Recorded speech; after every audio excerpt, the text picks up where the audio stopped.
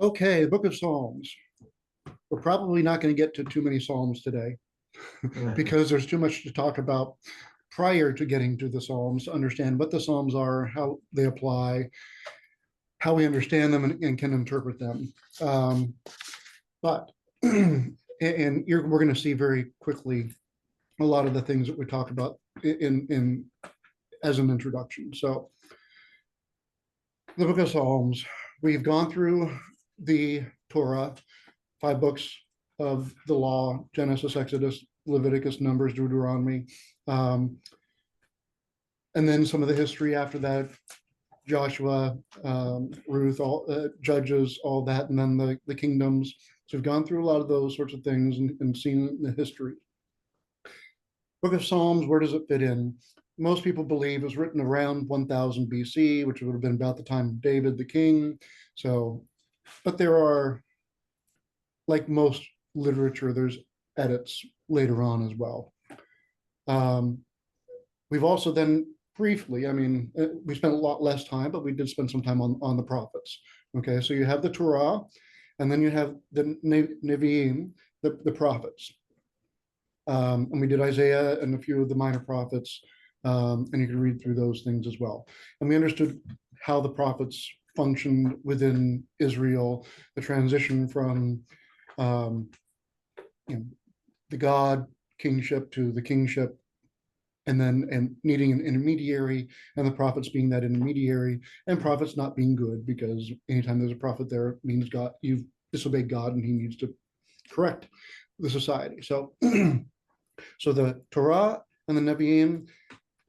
Why am I using the Hebrew words? Because the last one is the Ketuvim, which is the writings, and that's known as the Tanakh, the first letters of each of those things. So the Tanakh is very important because, again, you have the history and the law, then you have the prophets, and now we have the wisdom literature, which includes things like Psalms and Ecclesiastes, and the wisdom of Sirach and Job, and a lot of those sorts of things. So we've actually gone through about 2/3 of the Hebrew scriptures, the Old Testament, um, and the last part of it is these writings.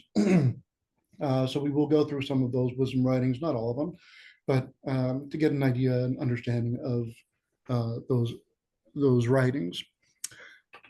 The Book of Psalms itself, there were many writers. Um, Mainly, David is credited with writing them. So, for the most part, and we'll talk about this a little bit in more detail later, mostly because much of it is woven around the history of David and his kingship. Okay, so it's kind of the story of that. So that's why David is credited with them, even if he didn't physically write them. He's credited with them.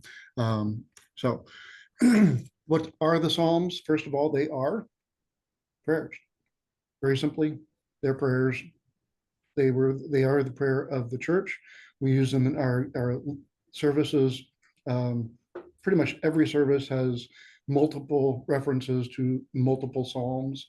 So when you start reading through them and you go, "Oh, that sounds familiar," it's from the liturgy. Oh, that's from the Vespers. That's from the Orthros. That's from you know Paraclesis. That's from Compline. That's from Yes, it is. It's from all those things. So it is the prayer of the church. They are also hymns.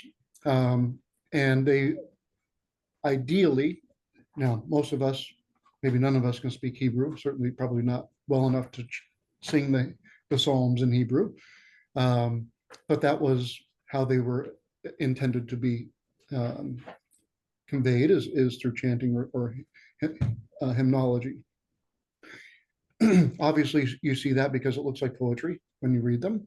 But translations always kind of mess up the the flow, if you will, of the hymnology.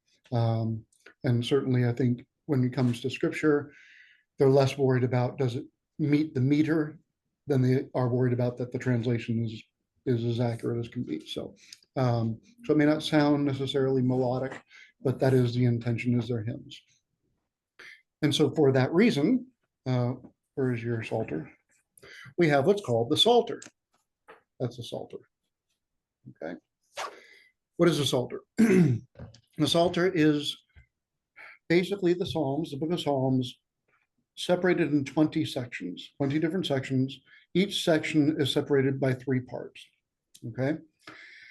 They are done as part of the services. Now, in the cathedral rite, which is the rite that we use in our parishes, we tend not to use the Psalter per se. We have fragments of the Psalter, or we have elements of the Psalter, but we don't do the full Psalter in the way that it's designed. If you were in a monastery, you went to a monastery, you would go through the entire Psalter, the entire book of Psalms, in 1 week. Okay. And so that is the rhythm of their worship experience. Okay. Right.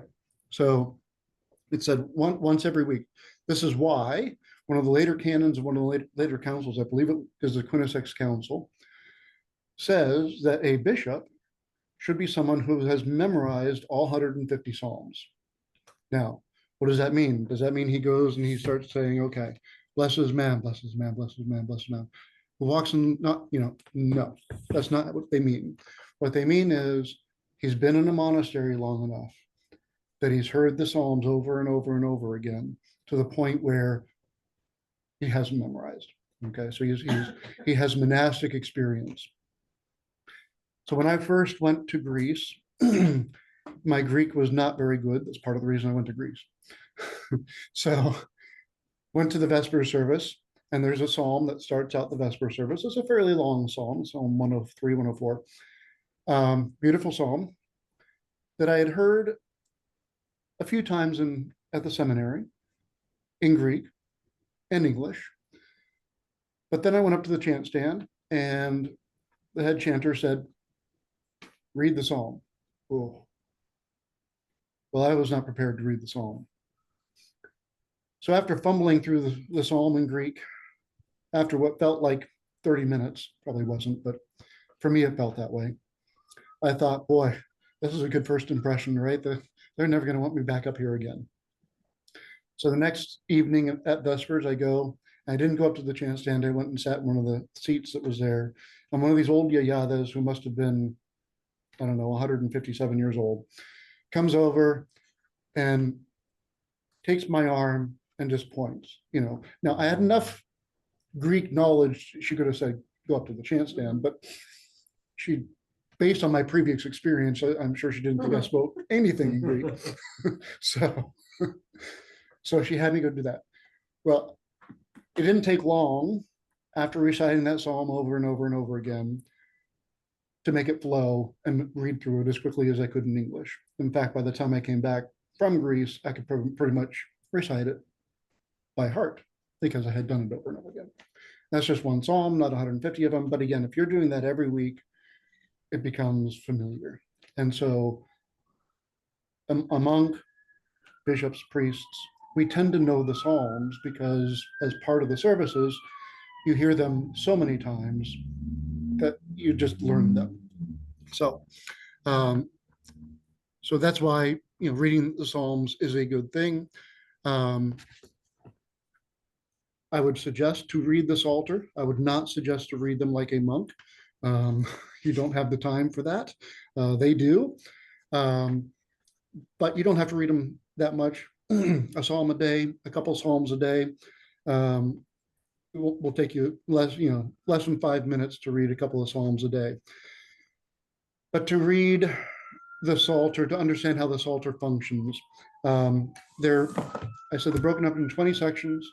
Each section has 3, what we call kathisma, or kathismata is the plural. What does that mean? Kathista means sit.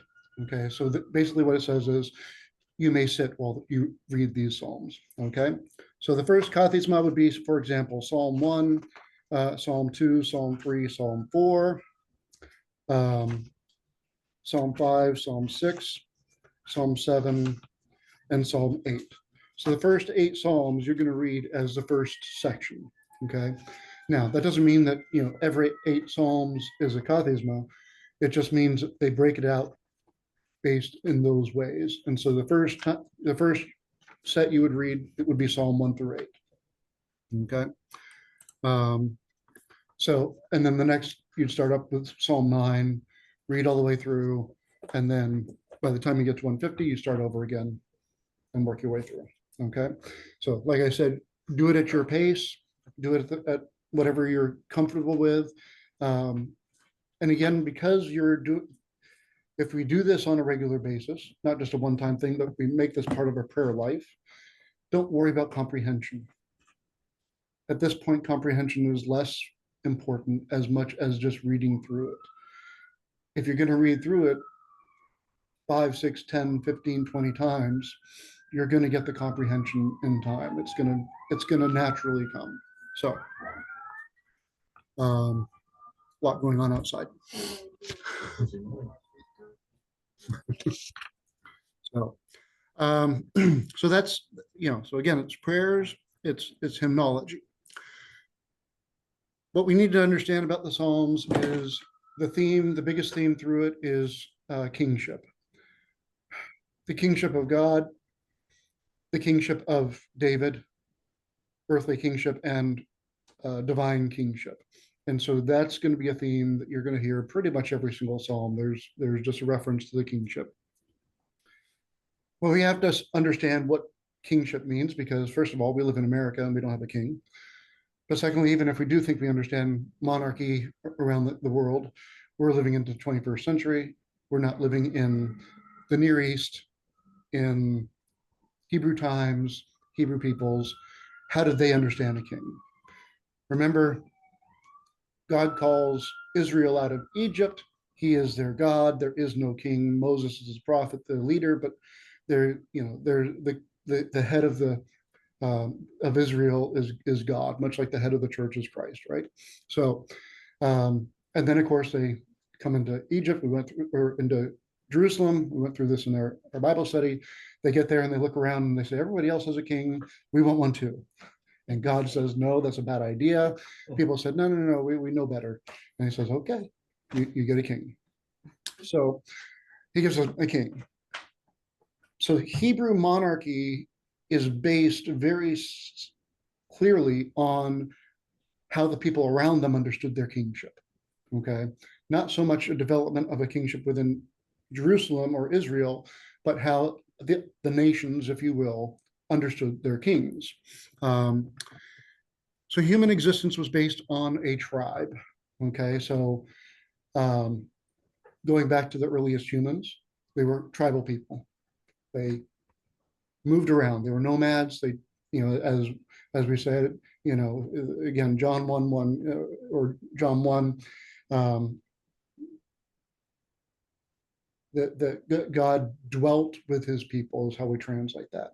The Greek is eskinosynemene, meaning literally he pitched his tent amongst them. Okay, so these are people who are pitching tents. They're moving around, and so you'd have no individual liberty. There's no individual understanding of society. Everything is dependent upon the tribe. So that being the case, the ultimate punishment was what? Banishment from the tribe, which we can liken to today's times, excommunication. Okay, same thing that Paul would talk about in the scriptures, right? Or Jesus, you're put out of the church. Okay, that's now in the church's understanding of things, since the church's life, it's the same idea. It's still capital punishment. It's just not in this world. It's in the spiritual life. But the ultimate punishment was banishment from the tribe. And so we see that not only in the Old Testament, but the New Testament and modern times as well. So capital punishment is death. Why? Because water was essential. Water was life.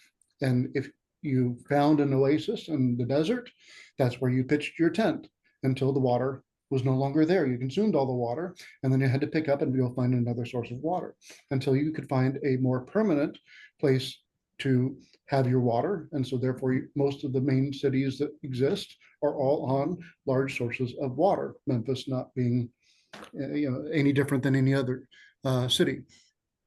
So if you were kicked out of the tribe, you no longer had access to the water, so you died. Okay, so water is very, very important. This is why deities, even today, are associated with trees or associated with even more so gardens. Okay. So, right. So paradise, the word paradise is a Persian word that simply means garden. Okay. So the Garden of Eden. Haha, no surprise there. Where life is because there's water there. Why? Because if you can see a tree is thriving, you know that water must be somewhere nearby. Okay. I think I've told the story before. Um, the monastery of St. Anthony's in Arizona, um, Father Ephraim, when they were looking for a place to build the monastery, they left Phoenix, went south, drove out into the desert, and they were driving for a while. And then the father's with him, said, when do we stop? When do we stop? When you stop? He said, I'll let you know, I'll let you know, I'll let you know. And so they drove for about an hour and a half, however far away it is from Phoenix. And finally he said, stop, this is where it is. And so when I went, it was interesting because I'm driving out in the desert and I'm seeing how barren it is. There's nothing out there until we got to the place where the monastery was. Now, being a native Californian, I had some knowledge of how to understand the area. The cactus in the area, up until that point, were all very skinny, nice thorns, all that sort of stuff. When we got to the monastery, all the cacti were nice and plump, no thorns. So what does that tell you? Water. So Father Ephraim understood when he saw that, he knew that there was water there. Okay. So nothing changes. Not secret knowledge. This is just how people understand things. So this is why, again, paradise, deities, all associated with gardens, with trees of life, all that sort of understanding of things. Because when you see that, it's a sure sign of water, which equals life. Correct. Correct. Which is one of the ways that they identified that life existed on Mars, right? Because if we can identify that there's water there, then life was probably there. Now, water equals life is important to understand. However, too much water equals death, right? So that's going to be a theme also. Water can be a good thing. It's a catch-22. It's a blessing and a curse, just like we're anticipating the hurricane coming in, right? So it can be a wonderful thing. We need it, but too much of it can be disastrous. Okay. And so that's going to be a theme also when we get into the Psalms. So the existence of the tribe is ensured by the patriarch. And I use that word intentionally because patriarch means father, patros in Greek, and archi, which means rule or authority or logos. The rule of the father, the authority of the father. Okay. When it was God, you depended upon God, it was a good relationship. When the Israelites said, no, we want the king, now he becomes the patriarch. And that's where it becomes a problem. If you have an all good, all knowing, all beneficial, beneficent God as your patriarch, you're okay. If you have a human being, it might be okay for a while, but he's human. So, and it works. It's sort of a symbiotic relationship. The people are dependent upon the patriarch. And as long as that works well, and the people are obedient to him, things flow properly. Okay. But if the people are not obedient to the patriarch, if they rebel, so for example, Moses goes onto Mount Sinai, spends 40 days, he comes down, people are worshiping Baal. He's like, okay, this isn't really, it didn't work so well, right? They're looking for the water, and the couple of the people say they murmur against Moses, and what happens? They die. Even in the New Testament, in the Acts of the Apostles, the couple who, everybody's handing their gifts over to the church, and the couple are like, well, we're just going to kind of keep a little bit behind, right? What happens? Zap, nope, not okay. Obedience is required. So you have to have the patriarch who's overseeing everything, and you have to have obedience from the people. And so that relationship is a symbiotic one that is important. So thus you have, and then you identify with that patriarch. Okay. So who is the patriarch of the Jewish people? Uh, Ultimately, we know it because of the name Israel Jacob. Okay, so they take on that name of Israel Jacob. Okay, so all the patriarchs that flow from him, whether or not they carry the DNA, are essentially, that's the lineage, right? That's who, like the priestly, like. and then, so correct. So that's where you have the apostolic succession that is important, right? So it's tied to the apostles, right? The faith of the apostles. It's not what Father Simon thinks, it's what the apostles taught. It's what they learned from. So, which is also why a patriarchate of Constantinople has what? It identifies itself as the lineage of St. Andrew, who founded it. Okay. So it still even exists. Isn't the same with Antioch though with Peter though? Correct. So Correct. So Peter and Rome would both and Rome as well. have the same lineage. Correct. So, and that's who they identify as with that patriarch. And so this is, and again, you name yourself after that patriarch. And so this is also why we have things like the Moabites and the Ephraimites. Okay. These are all, they identify with their patriarch, their father. So now you have to also include a tribal deity. So you have a patriarch, a deity, a god, right? So the interaction of the deity with the patriarch. And so there's sort of the patriarch becomes sort of the mediator, if you will, with the deity, and the two become kind of one thing. That when, for example, with Moses, when the people are talking to Moses, they in essence are talking to God. And so you have that connection, that interaction. Is it also in the case of he's the leader, so his faithfulness to God actually will reflect onto people? We will get to that as well, but yes. Oh, okay. You're a little ahead of yourself, but yes. So the patriarch is separate from the kings that they ask. Ultimately, the patriarch becomes the king. The king and the patriarch are synonymous. So yes. But when you have a patriarch, when you have a patriarch like Israel, who's essentially faithful and who has that interaction with God, and that's good, as long as you keep that lineage, you're okay. It's when you kind of break away and then sin, like David did, that have bigger problems. So finally go on. Yeah, finally go on. Sorry, we're dealing with air conditioning. Whatever the solvent that they Yes. use, I don't know what. So, and so, yeah, the patriarch becomes the king. This is kind of how that developed in time. The patriarch becomes the king. This is where we get to what Michael mentioned. The welfare of the king was identical to the welfare of the kingdom and the people. So if the king is righteous and has a relationship with God, the kingdom, the people, benefit from that. If the king falls away, as David did in his sinfulness, the people are punished. Okay, and this is why I say, in elections we get the king that we deserve. We get the king that reflects our society, because it works the other way.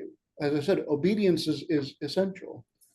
If the people do not reflect who the king is, or there is mutiny, dissension, you have disharmony within a society. You do not have cohesiveness. You do not have uniformity. You do not have union. You do not have the thing that makes up God. The society struggles. Okay, we saw that in the histories of Israel, ultimately leading to their deportation to Babylon and the fall of the empires. We've seen that historically in empires that were not necessarily religious in nature. Um, and so that, as I said, that harmony, that symphony that has to be between the king and the people, or the patriarch and the people, ultimately with God and the people, is what works. This is why Orthodoxy has the unpopular understanding of having closed communion. Okay. You can't have a church that is divided. It doesn't work that way. Okay. Because God himself is not divided and his body can't be divided. So when there's separation, there has to be separation from those people. And those who separate themselves from the tribe receive capital punishment. Okay. And ultimately, the desire is to have unity within the church. The permanence of the kingship is also needs to be understood as being there is always a king. Whether or not there is a king, there is still a king. There is no moment when Reagan is on the surgery table. Who's in charge? I am. No. There is no moment of that. This is why when the announcement comes out, the king is dead, the very next words are, long live the king. Okay. There is never a separation from that time. And so, even though when Queen Elizabeth passed away, there was a couple of months before the coronation, King Charles was still King Charles. However, we wanted to address him, he was still the king. Okay. And so that's how all this works. So as we read through this, we have to understand there's many ways to interpret, obviously, but there's only one king in the Orthodox Church, right? And it ain't no human being. Well, it is a human being, but it's the God man. Okay, so it is Christ. He is the king of the church. There is no. This is why, even though he died, he was never dead, right? I mean, so and why he could not. He had to overcome death.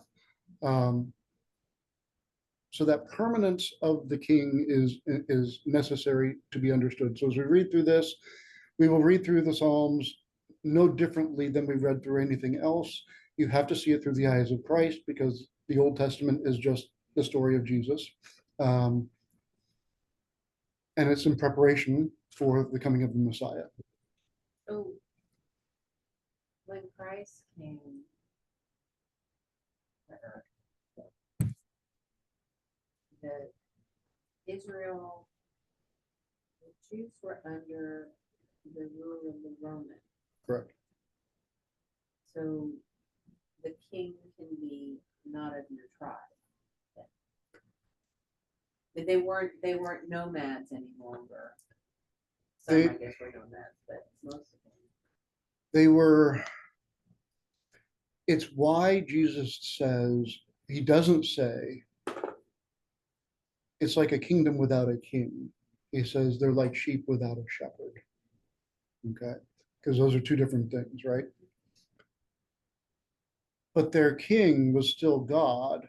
They just were disobedient to that king. They had given up their obedience. King was always God, ultimately. Right. But they'd given up their obedience. And when the earthly king ceased to exist, they should have reverted to their true king. And that some did, the whole did not. The tribe did not, as you will. And this is also one of the challenges. Well, we can divulge into that if you want a little bit, but it's also why the 12 tribes have to become one. And when they separate again, that is sort of the precursor to this is not a good situation when you have separation of the tribes. But no, And that's why they were so determined for Christ to be an earthly king. Correct. Because they didn't recognize that he was. because he was the eternal king. So, and it's why, again, that point in Joshua where the 12 tribes, many of them probably had varying histories that had to be interwoven back into a common story. Why do we have two Genesis stories, two creation stories? Because you have to take your tribe's Genesis story and your tribe's Genesis story and say, it's one story, because we have to have a shared story. So we have multiple versions of it. There's two In Genesis, creation there's stories. there's like Two one very after different the other, stories. the creation. Oh, Not dissimilar, but there's elements of it that are slightly it's like different. this story got this bit of detail, but that story got that bit of detail. So you need to have them both in to get the full detail. Okay. But instead of his first man being named John and yours being named George, we're just going to call him man, which is what Adam means. Oh. And Eve, which is what woman means. Oh, So you can say, but mine was named George. It doesn't matter. Mine was named John. It doesn't matter. His name was man. Adama. Man. okay. Yeah, that makes sense. Okay. You have to have not just a similar one, you have to have one, it has to be a shared tribal experience and story. Because you have one king, right? And so the 12 tribes, as they have been collected as they're going through Egypt, and maybe they took some from Egypt and then the desert, and when they get to Jerusalem, Joshua says, okay, whoever doesn't want to be part of this tribe, you can go elsewhere. As for me and my house, we will serve the Lord. We're one now. Okay? And you enter in as one, right? So, and again, this is, all these themes are very clear in our Orthodox theology. That oneness. So is that why we have 4 gospels? Correct. I mean, it's the same story, but Yeah, especially when you have, some have other stories, some have the same story, but a little different. especially when you have the 3 synoptics, right? The 3 synoptics, Right. Matthew, Mark, and Luke, that are so similar to each other. Why couldn't you have just said, Mark's would have sufficed, but we're taking the very, well, and understand who the 4 are written to, right? So Matthew, To the Jews. to the Jews, right? And Luke to the Gentiles. Okay. And then, so you have different perspectives. And you gotta talk to them you gotta talk to the two differently, because one's you talk to them one way and okay, this makes sense, I understand. Whereas the other one, you talk that way, then look as you go. Okay, that don't And mean Mark much to was to me. the Greeks, Yes. right? He Mark's was like Speak the in a news language that reporter. they understand. Right. And in a manner they understand.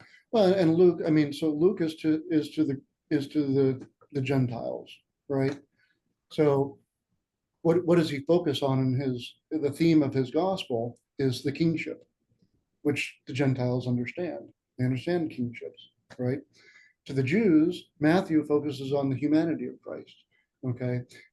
They knew God was God, but they didn't understand that he would take on human flesh. Okay. And then you have the spiritual part of things that comes out of John's gospel, who knew Matthew, Mark, and Luke were written, had read them, and that's why his is different. He says there needs to be more added to the story. He can tell you this stuff. These are the things that were not part of that. I have a few call outs. What did you I have a few call outs. When John basically calls out Peter. say? Well, Yeah. Yeah, well, you got your friends. He wanted to set the story straight. But he knew things. He knew things. Yes. Because he saw things that he was privileged by Christ to see. So Correct. that has to be there. Correct.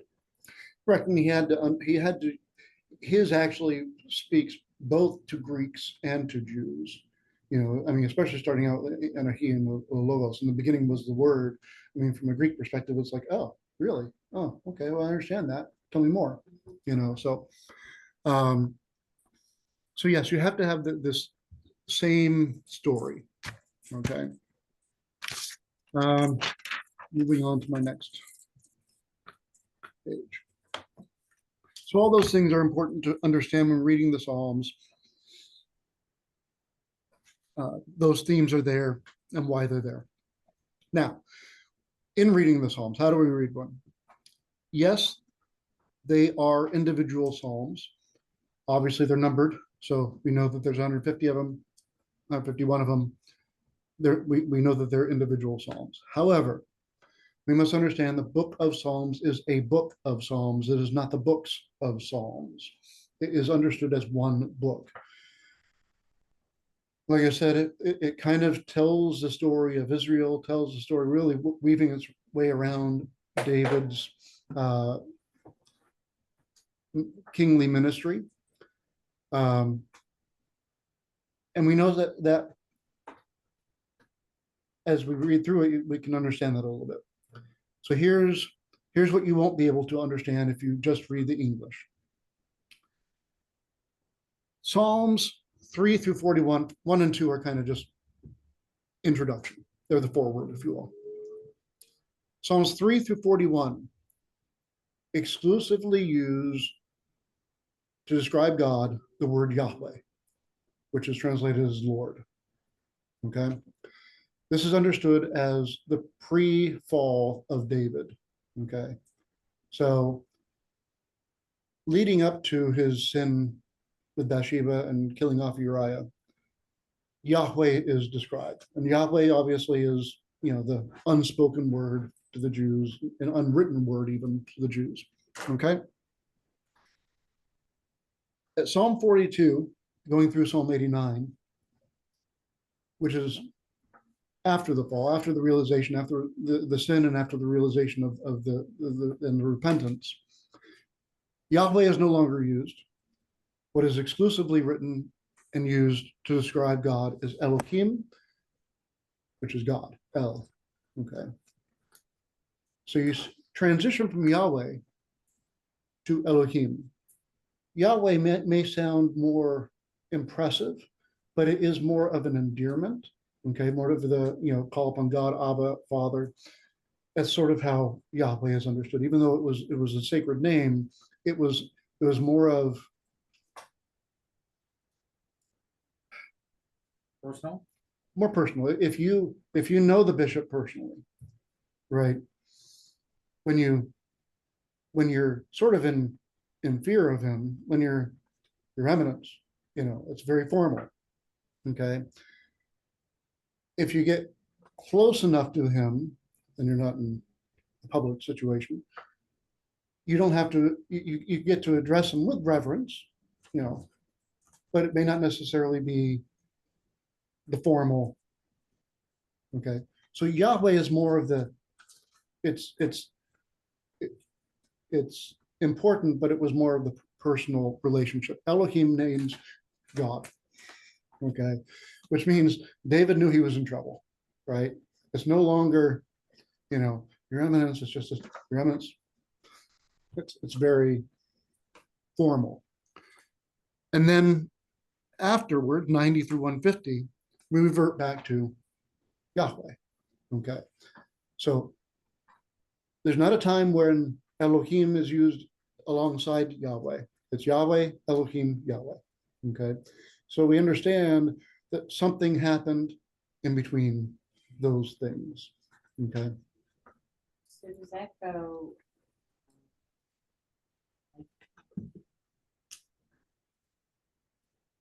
If if if the readings is talking about Lord, that's Christ. And then they talk about God, but God the Son, God the Father. Not Spirit. necessarily. So it's just a more formal way of saying. Yeah, so like in Greek, Instead of using, like, sometimes the translation takes on the older English Mhm. thee, thou. Yeah. Words that we don't use. Right. So it's easier to use for like the Greek, the su is the informal, the sauce is the formal, right? So I mean, even to an individual, you would address his eminence as sauce because it's the formal you. And so think of Yahweh being more as the informal su and the Elohim as being the formal sauce. It's like in French and Spanish. Right. Any language that has those sorts of things, those conjugations. It's that kind of approach, and not necessarily identifying Christ or God the Father or any of those sorts of things. It's all, The relationship. it's right. It's a relationship between, in some cases, David, who's writing the psalm, and God, but understood also as our relationship with God. Right. So, and so that tells the story of Israel and David's reign, Christ to the destruction of Israel. So, so you have the pre-sin David, you have the after sin David and the repentant David, and then you have, okay, we've gone past this, but now we still have the relationship up until the destruction of Israel at the Babylonian captivity. So this is the story of the Psalms. That's why we have to, yes, you're going to read them individually. You should. But as you read through them, you should understand it as a cohesive whole. It's one book. It's one story. So I do want to point out there are multiple resources for those of you who are online. You can't see all the books that I have sitting next to me. There are multiple resources for reading the Psalms. One that I would recommend is this called Christ in the Psalms. It's by Patrick Henry Reardon, Father Patrick Henry Reardon. And basically what this is not an interpretation per se. It is simply a 2-page, 1 and 2 of each psalm, and sort of his musings on it, if you will. Yes, there's theology in there. Yes, there's teaching in there. Yes, there's thoughts in there. But if you want to read, say, Psalm 1 and read through it and read the notes in the study Bible, and then turn to this and say, okay, what does this book say on Psalm 1? That'd be a good way to do it and get a little bit of interpretation in it. So that is a good resource to use. I'm obviously also using the Ancient Christian Commentary, which we've been using. And then I'm also using the Old Testament introduction by Father Tarazi. So just so everybody's clear on some of my resources. There's others as well, but those are the things we can understand. So before we move on, any questions on what I just presented?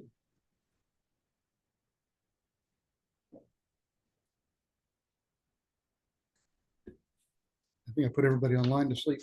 You can ask the bookstore to order any of those books. Yeah, if you need them from the bookstore, they can do that. I am not aware of whether or not our library has that book, but bookstore certainly can order it. And they're doing ordering right now because of the festival. So. Can you hear me? Yes. Okay. For those of you who've on the charter stand, I'm sure you'll agree with me that even reading the services during Lent, you read some of the same Psalms every single Wednesday and Friday, and you do learn just from reading them so that you know them when they're being read. You don't even have to follow the book eventually, because and you just learn to absolutely love them. I mean, it's poetry. It's just beautiful. Yeah. Were they originally, so some of them were sung, Yes. but some of them were not. Yeah, I think initially all of them were sung, but not necessarily within the services. So they were all sung, because that's how our brains learn things. Correct. Is through songs. Yeah, I think in Judaism and in the Hebrew people, they sang them or chanted them. I mean, however you want to whatever word you want to use for that. But much like Byzantine music, the music is designed for the words in the Greek. I mean, the two work together. That's our challenge. And English is translating it to a point where it sounds good while you sing it, but also makes some sense.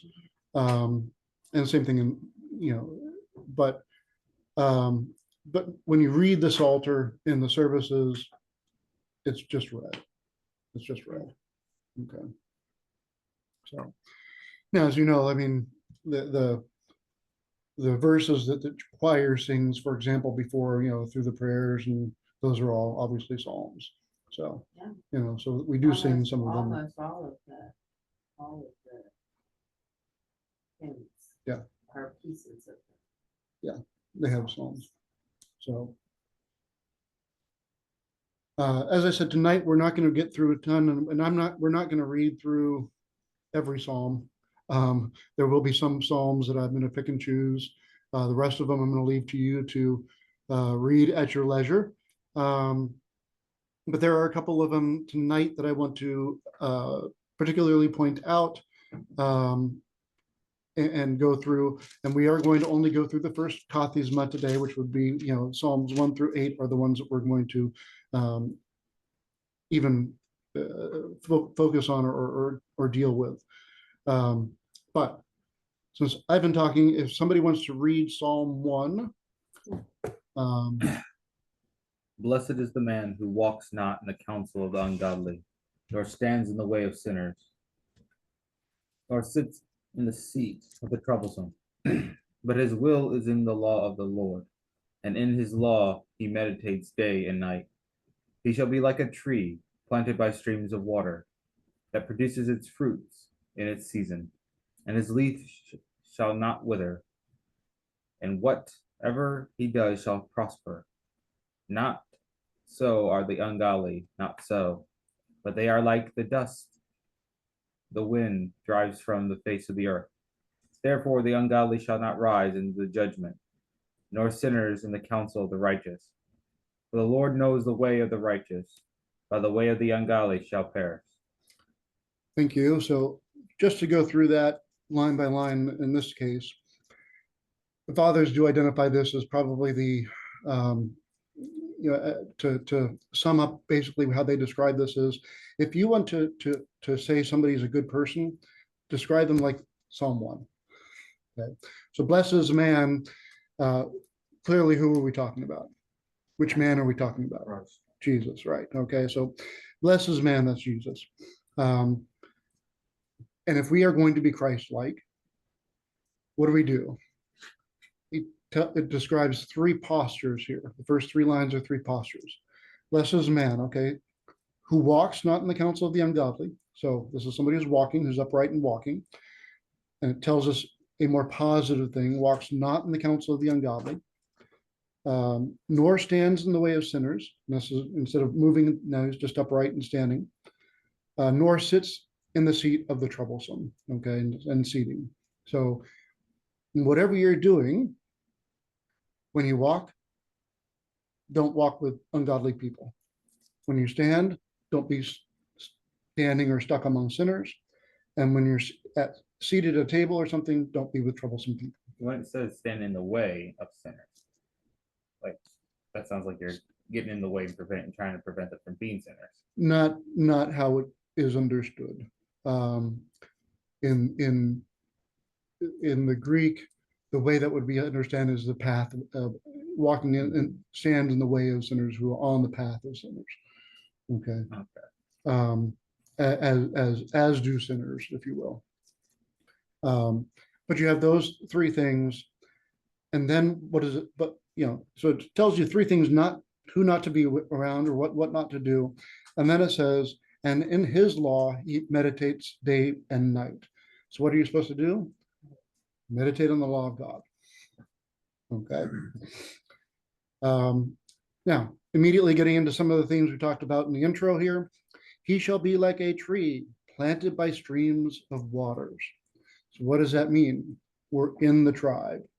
We're in the midst of the church.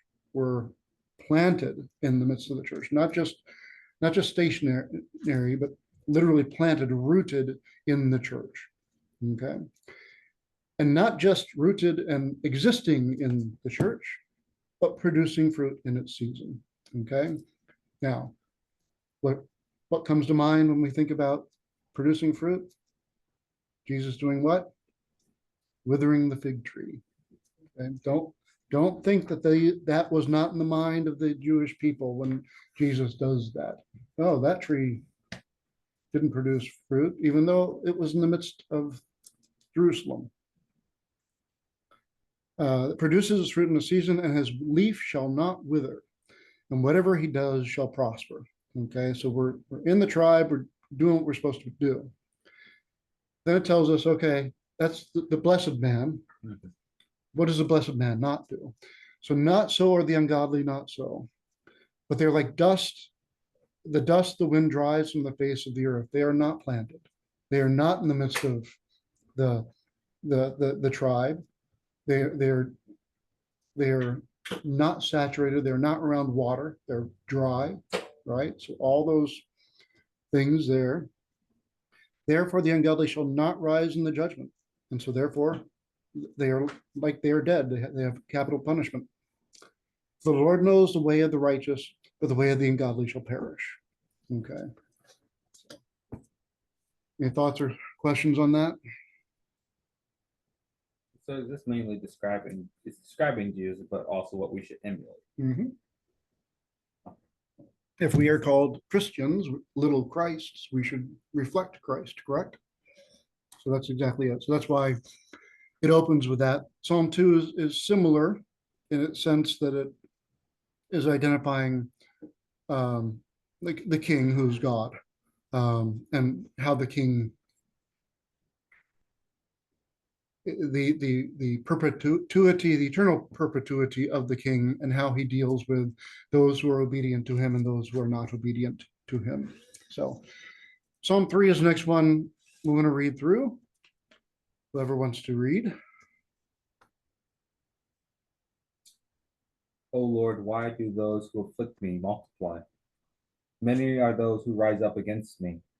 Many are those who say to my soul, there is no salvation in him, in his God. But you, O Lord, are my protector, my glory, and the one who lifts up my head. I cried to the Lord with my voice, and he heard me from his holy hill. I lay down and sleep. I awoke, for the Lord will help me. I will not be afraid of 10,000s of people who set themselves against me all around. Arise, O Lord, and save me, O my God, for you struck all those who were foolishly at enmity with me. You broke the teeth of sinners. Salvation is of the Lord, and your blessing is upon your people.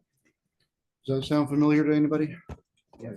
The first psalm in the The first of the 6 Psalms in Orthros, absolutely. It's a little different translation, but it's kind of unmistakable. When you heard it enough times, you go, oh, that's what that is, right?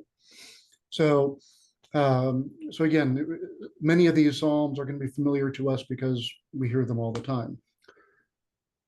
So again, going through that, oh Lord, why do those afflict me and multiply? So again, backing up, I mentioned in Psalm 2, Psalm 2 is talking about the king, that he is there for eternity, that he protects his people, and those who are fight against him are going to lose in battle, right?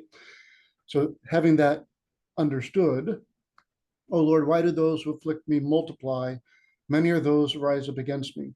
So this is a servant going to God, going to the king and saying, my Lord, I have all these people who are afflicting me.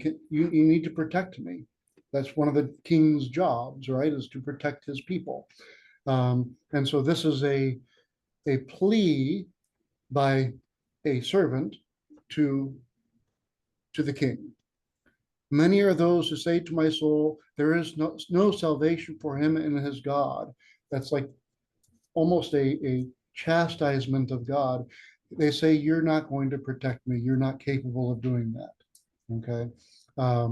Quick question on one previous one when you would have said, Mhm. "Oh Lord, why do those who afflict me multiply?" Mhm. It's like almost sounds similar to cases where people say, "Why do bad people or religious people seem to be successful in life?" That also could kind of tie into that. Maybe, I mean, why do those who afflict me multiply? It's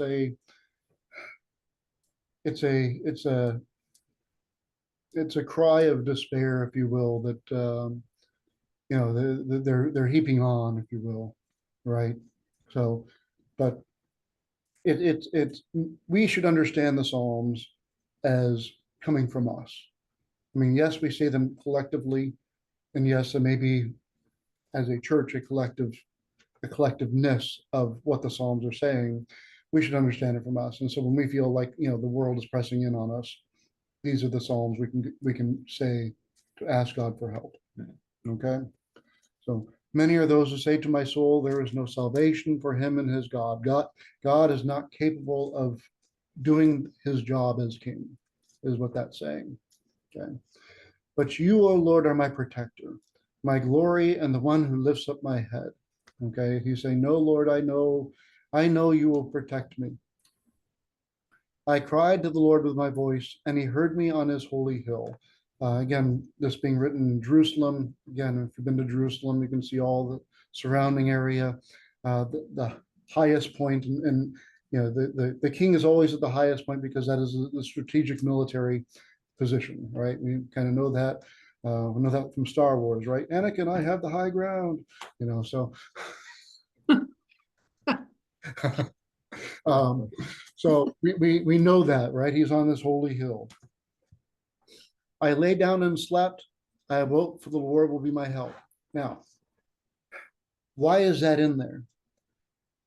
When you are troubled, when you feel insecure, when you feel like the world's out to get to you, do you just lay your head down and go to sleep? No, you're just stressed all the time. You might toss and turn a little bit, right? And in fact, sleep is maybe one of the things, although you might want to do, you really don't, right? And especially if you feel insecure. You only sleep when you feel like somebody is going to watch out for you. And the Lord God is watching out for me. That's why I can sleep, and then I can wake up because the Lord will be my help. Okay. I will not be afraid of 10,000s of people who set themselves against me all around. Okay. So that's kind of a militaristic, I'm not worried because the general, the king is in charge. Arise, O Lord, and save me, O my God. And again, I don't think that that's a mistake, that arise, O Lord, for you struck all those who were foolishly at enmity with me. So when God rose from the dead, he struck all the demons and put them in their place. You broke the teeth of the sinners. Salvation is of the Lord, and your blessing is upon your people. Okay. Rough one. Breaking the teeth. Yes. Breaking teeth was a bad thing in those days, because well, to put it mildly, if you could not chew your food, you'd starve to death. And so that was a problem, is if your teeth were broken, it's not like today's times where you just put it in a blender and, get a smoothie or something. It was a very problematic thing if you could not chew your food.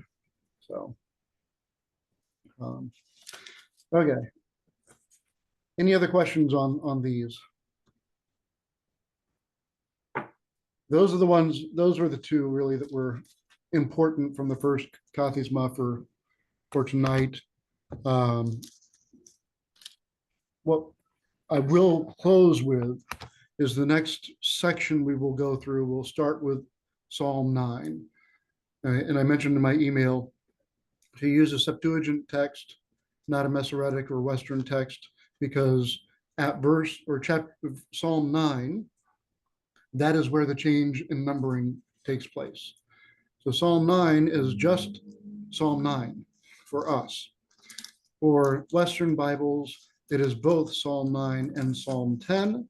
And from that point on, we have the one psalm off situation. Oh, that's what that whole thing meant.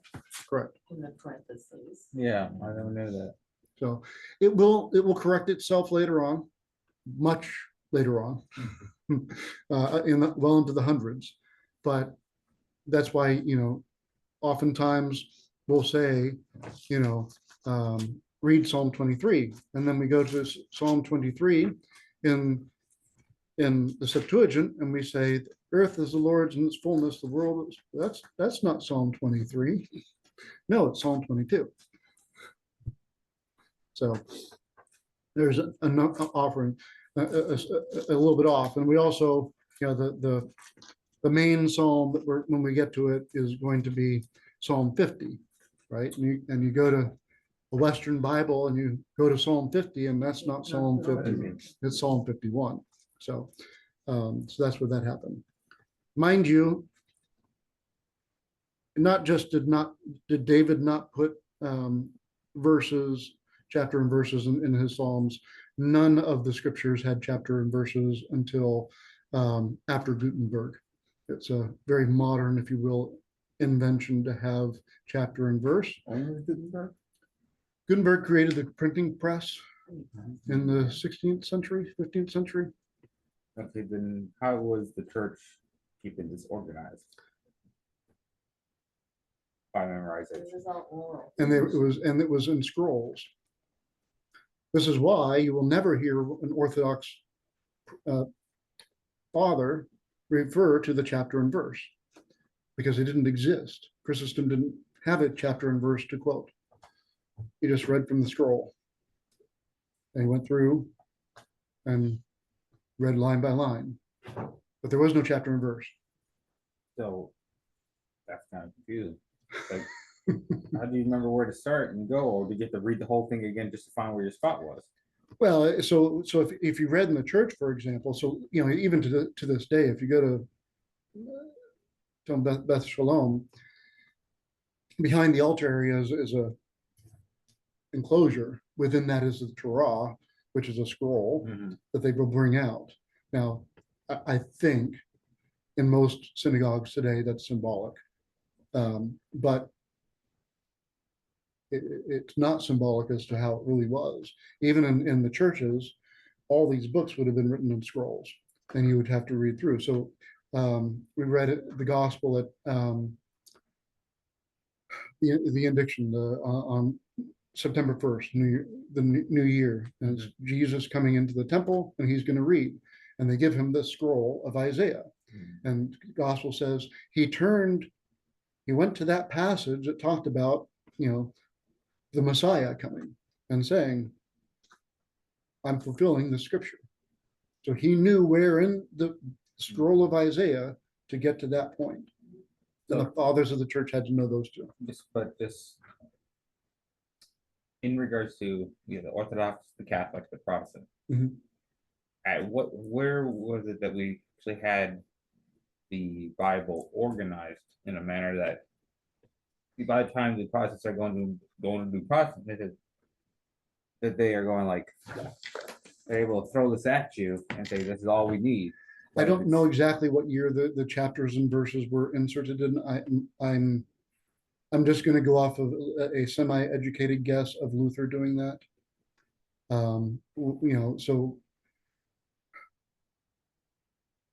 that would sometimes when they had the debates, they say, "What about Maccabees?" Right. So well, that's a different discussion. But just a very very brief synopsis of the Reformation. Luther nails his 95 Theses to the door, trying to reform the Catholic Church.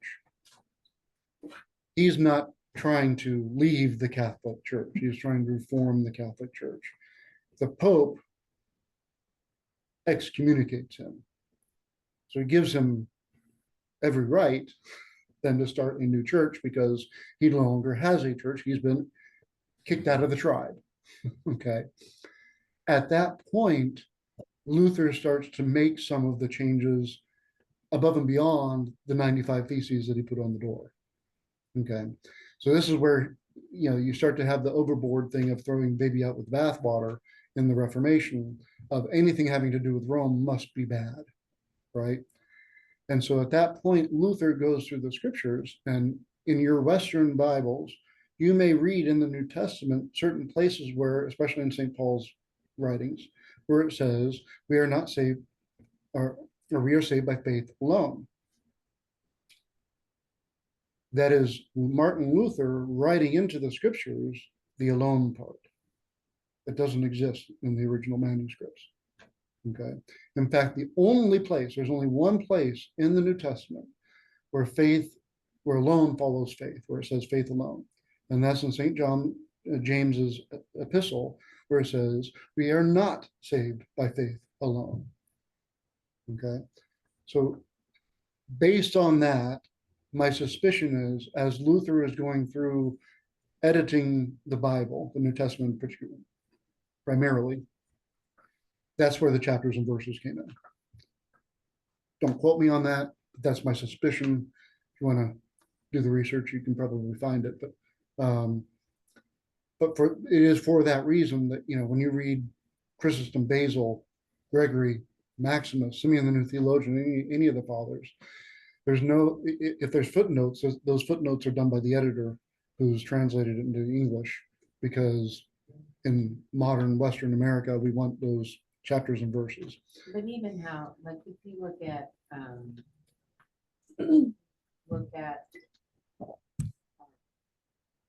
like writing in Greek, in ancient Greek, there's no even separation where a word begins and the next word ends. It's just this continuous, like if you see like a slab of writing in ancient Greek, it's just continuous.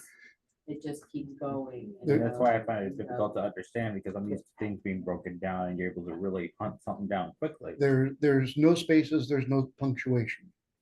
But you have to think about, before there were things, so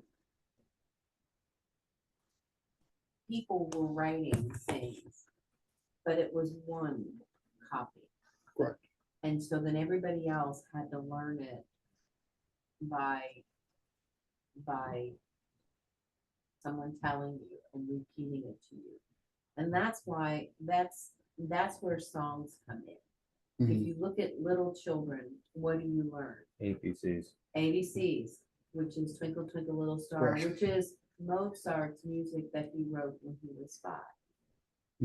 That's his piece. And we took that and we even learned Tengaraki. So that's that for the Greeks.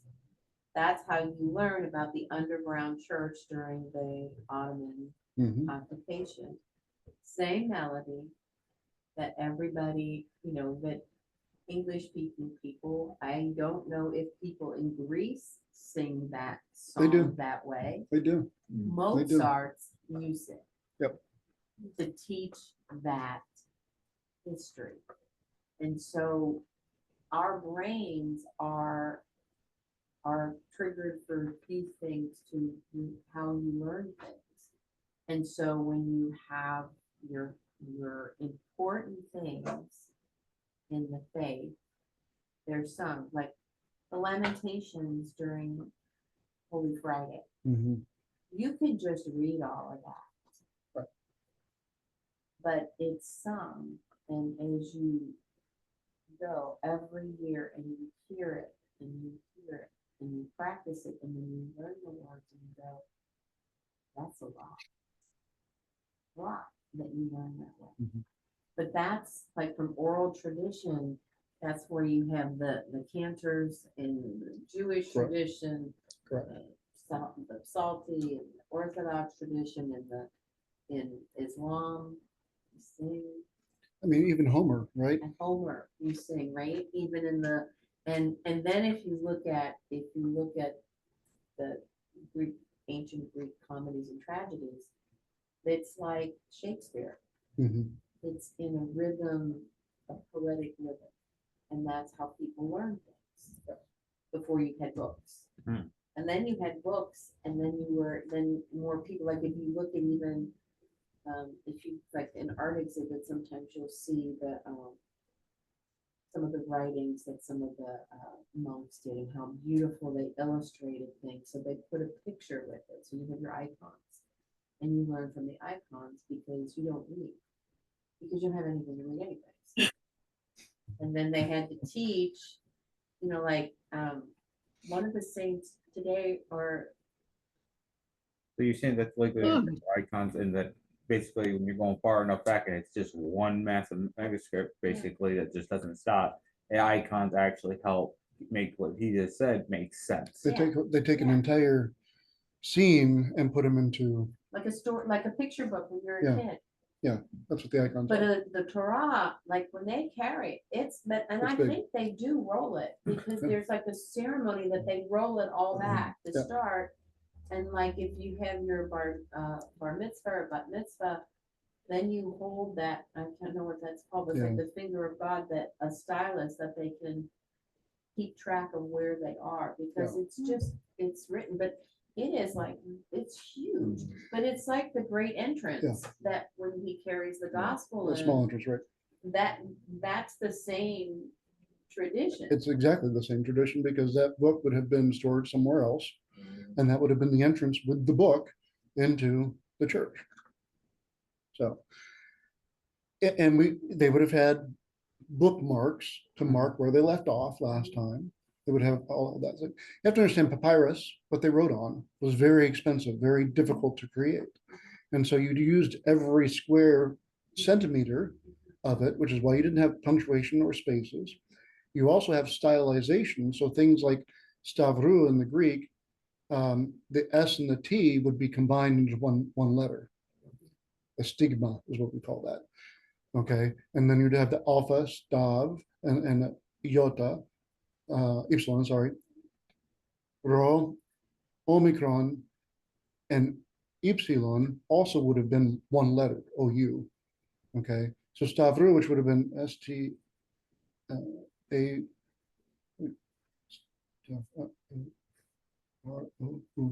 7 letters would be condensed into 5 letters. Okay, you just see that on saved, some of the icons. you just, too.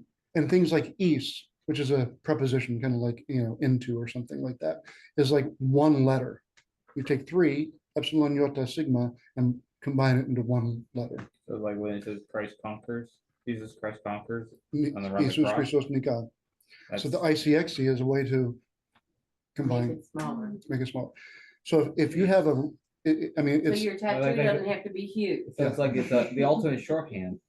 Yeah. it's the ultimate run-on sentence, okay, that is also condensed by, you don't even have all the letters of each word that are on there. So it can become very difficult to It's like read. reading James Joyce, Stream of Consciousness, without all the letters in it.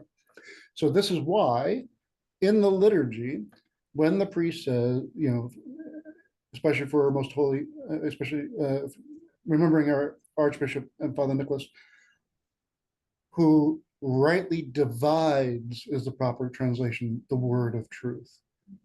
The bishop is the one who takes that run-on sentence and divides it into the words. Okay? So the whole premise of individual interpretation of the Bible is impossible because you're not even dividing the words to begin to read the Bible. You have to have the bishop to read the Bible in the first place. And ultimately, what has happened in the West with the Western Bibles is who became the bishop? Everybody. Martin Luther, later on King James, later on with the RSV, basically the Baptist Church. So that's your bishop. That's who's dividing the word of truth. So personal interpretation in the beginning of the church and then for several centuries was completely just impractical. Like you can't really self-interpret. It's hard for them over their reading to even give the proper heck. It's hard for them to read it because of it's so condensed information. You actually have to understand it. Whereas this, and then it kind of fills out and go, that's the word. Okay, great. This is condensed. Now I spent it out. Now I read the word. Now I condense back and I continue on. And I know figured out where to stop in the sermon that is appropriate to get the message across. So it's basically, so personal interpretation is basically a modern day fool's errand. Well, You can interpret it, but who gave you what you're, God didn't give us that, the RSV. So who gave you the translation that you're dealing with in the first place? You have to ask that question first, because you're only interpreting the translation that you got. Well, who translated it? On what authority? And That- that's why you have that, that's another reason So for attending church. Correct. So that you can have that, have the reading explained to you as the church presents it to us. I know that was So my brother asked me this question. I didn't know the answer to this question. So when you read the gospel in Greek, you're reading the original, well, they weren't all written in Greek, but they were, but that was English. That was the common language. Parts the of Matthew people. were written in Aramaic because Matthew's Greek was not good enough. Let's just say. But that was then, rewritten into, so you're Correct. reading the non-modern Greek, you're reading, The accepted, and again, we have multiple manuscripts, and some manuscripts have just minutia that are different. I mean, if you took the entire manuscript of, say, the Gospel of John, what's varying in the manuscripts might comprise 3%. 97% of it is across all manuscripts. But then again, that can be an accent mark that is problematic. It could be a word that's problematic or something that's left out. And somebody again, misspelled. these are written by scribes, and sometimes they make a mistake. But ultimately, these are the accepted. So here's Yes. my question. So the question my brother asked me was, for the English, what translation is in the gospel? The ones that we use in our archdiocese are the RSV, which is why, for example, this past Sunday, when I read John 3:16, it says, "For God so loved the world that he gave his only son." They omit begotten. So I have written into our gospel book begotten to remind myself that it is That you had to say that, monogenes. yeah. It is only begotten. You don't really see much of it in the Gospels. You see more of it in, or hear more of it in the epistles, where, for example, the word overseer, right? So again, the RSV written by Baptists, basically, if you don't have a bishop in the church, you're not going to put the bishop into the Bible, right? So they're going to translate episkopos as overseer, episkopos, okay, which is bishop, okay? If you don't have presbyters, priests in your church, you're not going to translate presbyter as priest. You're going to translate it as elder. Okay. So these are some of the reasons why sometimes even having an RSV translation in English, not exactly accurate. It doesn't really give the full sense of things. but the one like our study Bible is based on the New King James Version. James, right? But and those are the things where an agenda is inserted into the translation, right? So this is where, why I said, when you're self-interpreting the Bible, you're really self-interpreting the agenda, the authority that translated it. The problem you run into is where, even if you don't have an agenda, how do you translate? John, at the end of John's gospel, I use this regularly. End of John's gospel, Peter, do you love me? Yes, Lord, I love you. Jesus asked, Peter, do you love me with agape? Yes, Lord, I love you with philia. Lord, Peter, do you love me with agape? Yes, I love you with philia. Third time, Peter, do you love me with philia? And Peter was upset because he asked him the third time, do you love me with philia? How do you translate that? There's no English words for that. I mean, you would have to have like a whole sentence, right? Or footnotes or something. It Say just, this means like brotherly love, not and even like you said, agape wasn't even used as a common word. right. So how do you even translate that? So that's a problem with translations in general. But when you insert and Okay, you're not only missing those parts, but now you're also trying to do things like King James. Well, King James, forgive us our trespasses, because debts, well, when you're dealing with earls and lords who are landowners, and they have a lot of serfs and servants who have debts to them, well, we don't want to say that we want to forgive the debts. We're going to talk about trespasses, because everybody understands trespasses. You can't come onto my land, okay, unless I tell you. So we're going to translate the Lord's Prayer using the wrong word. Okay, so even King James had an agenda, but that's the problem with personal interpretation. You're only interpreting what the authoritative translation that was given to you, and you don't even know what that is. So, that becomes problematic. Well, I'm not using it. So, anyway, it is after 8 o'clock. Thank you all for joining us. Good night. Good night, all. Good night.